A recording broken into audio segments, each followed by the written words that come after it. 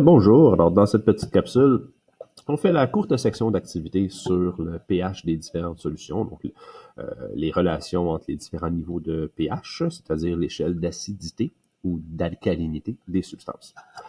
D'abord, il faudrait faire un tout petit rappel de c'est quoi ça l'échelle de pH, ça va de quelle valeur jusqu'à quel maximum, de quel minimum à quel maximum. C'est une échelle de 0 à 14. Oui, le 0 existe. Il y a des substances avec un pH de 0. Ils sont extrêmement concentrés à ce moment-là. Donc, au milieu de cette échelle-là, on va retrouver un pH de 7, qui correspond à une substance qui est neutre.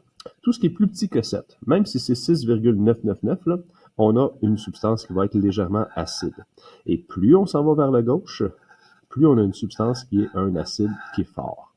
Alors, plus on se ramasse à gauche, plus les acides sont forts. Plus on se rapproche de 7, plus les acides sont faibles, parce que rendu à 7 piles, on n'est plus acide du tout, on est rendu neutre. Et qu'est-ce qui se passe quand on dépasse le 7? Eh bien, à ce moment-là, on devient une substance qui est basique. Donc, une base, par exemple, une substance alcaline, et le même phénomène va se produire. Plus on s'en va vers l'extrémité de cette échelle, donc vers le 14, plus ces bases sont fortes, plus elles sont puissantes. Donc ça, c'est une chose à retenir sur l'échelle de pH. Elle va de 0 à 14. Les acides ont un pH plus bas que 7, les bases plus grandes. Et quand on est près de la neutralité, on a des substances qui sont acides ou bases de force très faible. La deuxième chose à retenir là-dessus, c'est la valeur de la graduation dans l'échelle de pH. Effectivement, quand on fait un bond de 1 unité dans l'échelle de pH, on modifie la puissance ou la concentration de l'acide ou de la base par un facteur de 10. Un facteur de 10, ça veut dire qu'un bond de 1 unité dans l'échelle de pH, par exemple de 7 à 6, ça veut dire qu'on est rendu 10 fois plus acide. Et un bond de 6 à 5, on est encore 10 fois plus acide que le précédent. On n'additionne pas les multiplications par 6, c'est des facteurs de 10, donc on les multiplie. Ce qui fait qu'un bond de 7 à 5 veut dire qu'on est fois 10 fois 10, ça veut dire 100 fois plus acide qu'une substance qui est neutre. Alors ça, c'est la deuxième chose à retenir. On fait des bonds de fois 10, d'un facteur de 10 à chaque unité d'échelle de pH. Alors allons-y. Pardon. Allons-y avec les petites activités qu'on a ici, juste pour vérifier si vous avez bien compris. Alors voici le corrigé de vos exercices. Donnez celui qui est faux, puis rectifiez-le, le rendre correct. On a ici 3 phrases. L'échelle de pH compte 15 unités. 8, 15, oui, et indique le degré d'acidité d'une solution. Ça, c'est vrai. Plus le pH est faible, donc 0 ici, plus la solution est basique. Donc, plus le pH est faible, non, on est dans une solution plus acide à ce moment-là. Donc, l'énoncé qui est faux, c'est B. Il faut plutôt mentionner que plus le pH est faible, plus la substance est acide. Donc, plus le pH est faible. Là, je devrais parler de solution plutôt que de substance parce que le caractère acide d'un composé va se manifester lorsqu'il est en solution dans l'eau. Plus la solution, SLN, est acide. C'est ça qu'il fallait surtout corriger. Question 2. Alors, précisez la nature de chacune des substances ci-dessous en décrivant acide, base ou neutre. On va y aller avec A, B, N. Acide, base, neutre. Selon les valeurs de pH, c'est ce qu'on a comme info. Alors, on a un pH de 14 qui est extrêmement acide, donc on va dire acide basique. Hein? C'est les bases les plus fortes à 14, donc on va dire que ça, c'est une base. Pour le lait, il est très près de 7, mais à 6,5, on est du côté des acides. Donc, le lait est légèrement acide. Oui, légèrement acide. Tout comme ta salive à peu près, là. Qui n'est pas tout à fait parfaitement neutre, là. C'est peut-être 6,8, on va faire la même. L'eau pure a un pH de 7. Alors ça, c'est parfaitement neutre à ce moment-là. Le lait de magnésie à 10,5, on y a goûté en classe pour voir le caractère amer des bases, en plus haut que 7. Ici, on a plus bas que 7. Donc, on a une substance acide, les sucs gastriques qui aident à la digestion.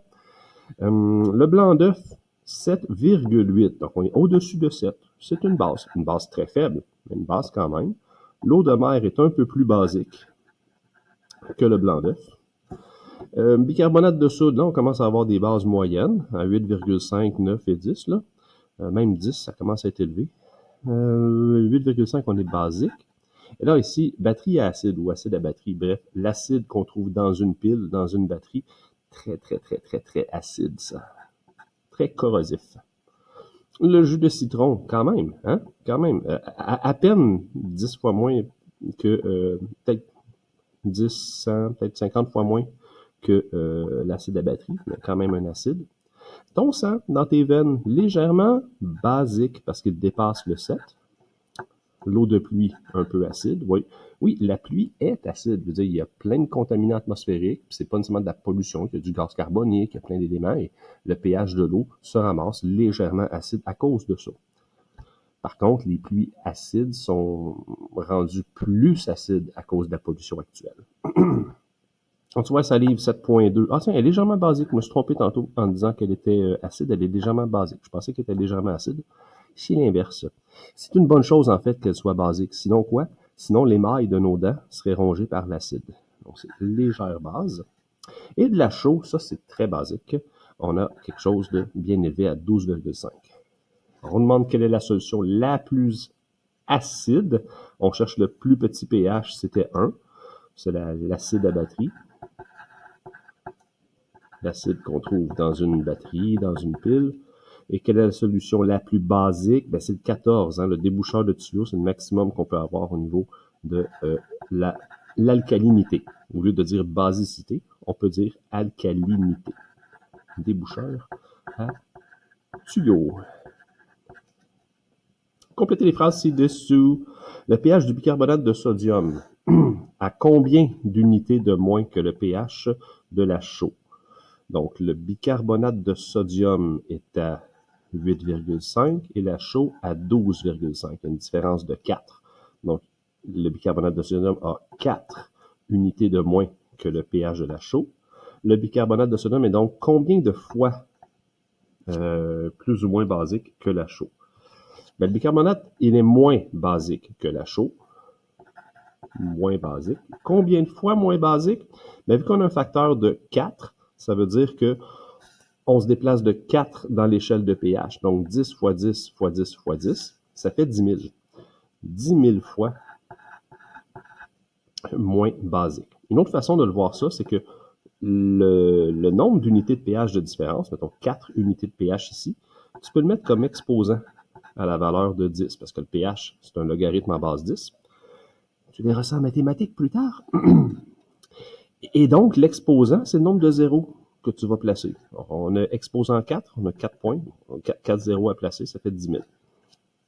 On fait quelque chose de semblable avec le jus de citron. On va trouver le jus de citron, il est ici à 2,4. On va comparer 2,4 avec qui? Combien d'unités de pH de moins que le 100? Unité de plus ou de moins que le 100. On va comparer le 100 qui est juste ici.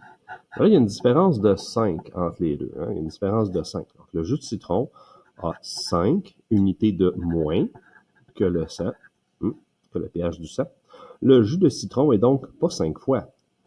On va dire 10 exposant 5, parce qu'il y a 5 de différence. Donc, ça veut dire 5 zéros. 1, 2, 3, 4, 5. 100 000 fois.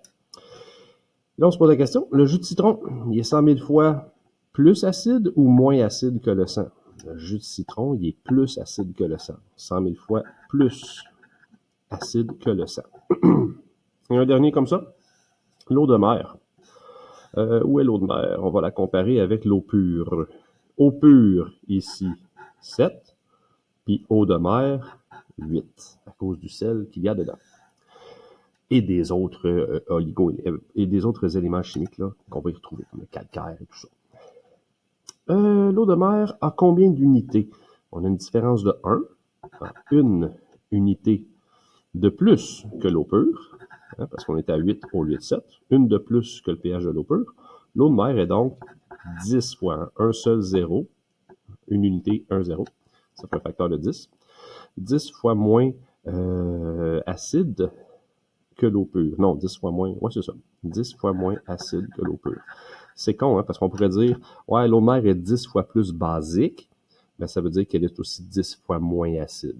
C'est une tournure de phrase différente parce qu'on est dans un pH basique à 8, mais c'est vrai de dire qu'elle est moins acide que l'eau pure. L'eau pure est plus du côté des acides que l'eau de mer peut être placée. C'est particulier. Oh, on en avait sauté un. Il y en a un dernier ici. Le lait de magnésie est 10 000 fois plus basique. Je vois 4 zéros. 10 000 fois plus basique que le quoi? Alors, si on regarde notre lait de magnésie, qui est à 10,5, il est 10 000 fois plus basique. Donc, il y a 4 unités de différence avec une autre chose. Si je fais 10,5 moins 4, moi, j'obtiens 6,5. Donc, je vais dire plus basique que le lait. Oui, mais le lait, il est acide.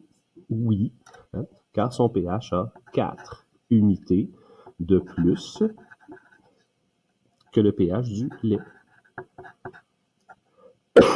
Alors, c'est une grosse question d'observation puis de logique ici dans ces phrases-là pour voir quelle phrase ferait du sens.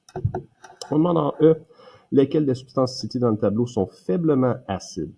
Bon, mais des acides faibles sont des acides qui sont quand même proches du 7. On pourrait avoir le lait à 6,5, qui est très proche d'être neutre. Légèrement acide, ça c'est très acide. Ici, très acide, très acide.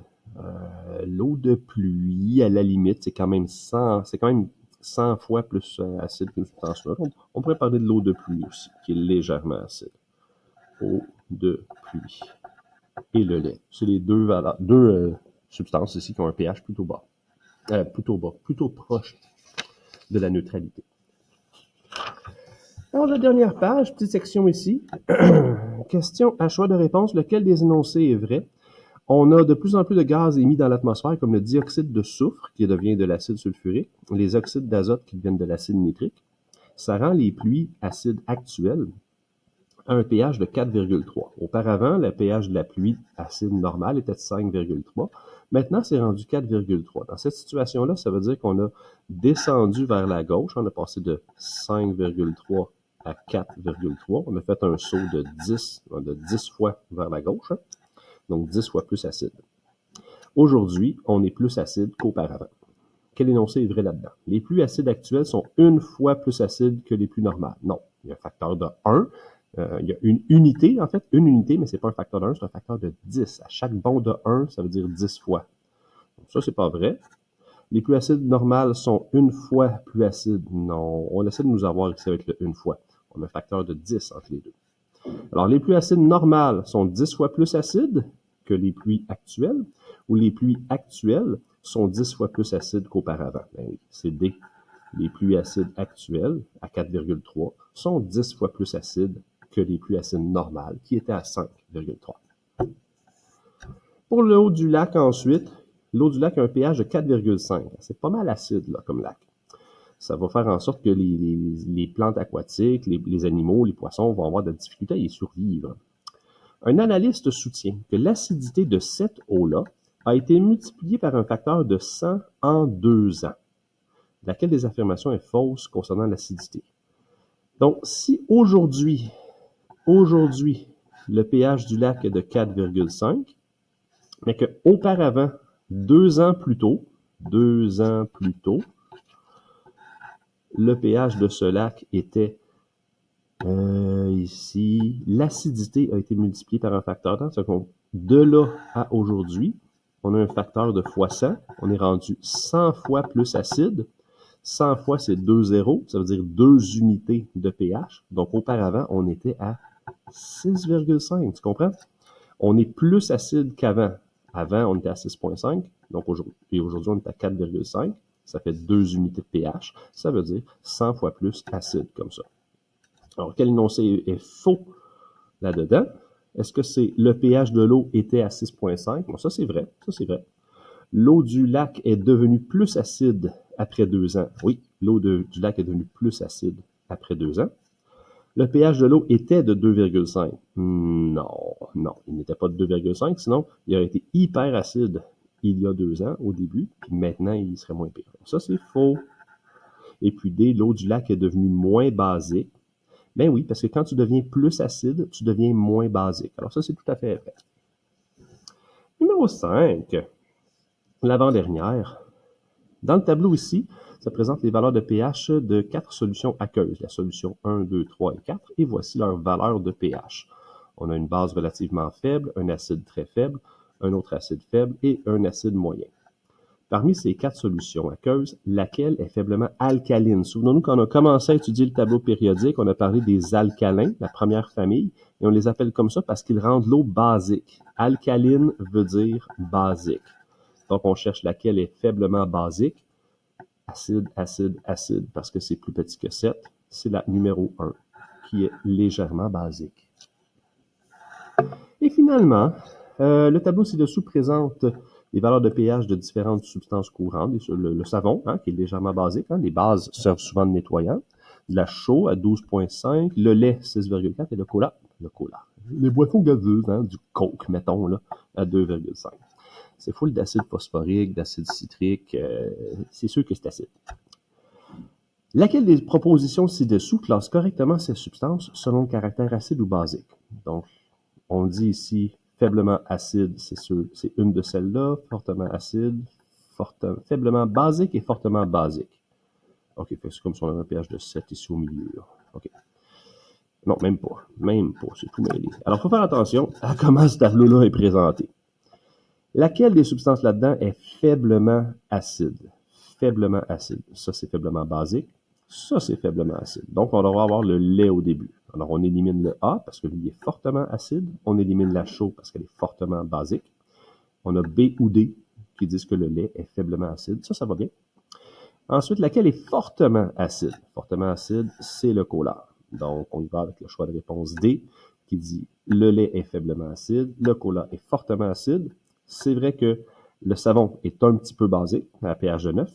Et puis, la chaux, elle, est fortement basique avec son 12,5. Alors, effectivement, c'est ça qu'on a trouvé.